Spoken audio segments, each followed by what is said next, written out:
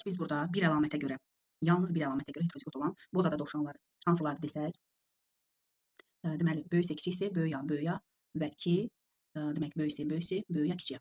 Bunlar bir əlamətə görə bozada dovşanlarıdır. Deməli biz ümumiyyətlə çarpazlaşdırsaq 2 heterozigot bozada dovşanını böyüksə kiçiksə böyük A kiçik A ilə, böyüksə kiçiksə böyük A kiçik A çarpazlaşdıraq. Bunu hibrid kimi birinci çarpazlaşdırırıq, S'ləri ayrı, A'lar isə ayrı.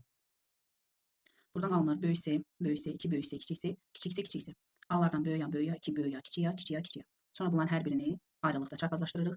Böyüksə ilə böyük A-nı. Alınır burada böyüksə, böyük A, böyüksə, böyük A, kiçik A. Bundan 2 ədəddir. Böyüksə, kiçik A. Sonra 4 böyüksə, böyük A, kiçik A. 2 böyüksə, kiçik A. Kiçiksə, böyük A. 2 kiçiksə, böyük A, kiçik A. Kiçiksə, kiçik A. Buradan baxırıq ki, bunlar deyir ki, yaşamır. Bunları tapaq və üzərinə xətt çəkək. Çünki bunlar yaşamayacaq. Böyüksə, kiçiksə, böyük A. Bu da buradadır. Deməli, fenotipik qruplara baxırıq. Ümumiyyətlə, bunların fenotiplərini yazsaq. Deməli, bu bozdur. Böyüksə və böyük A bir arada olanda bu olur boz.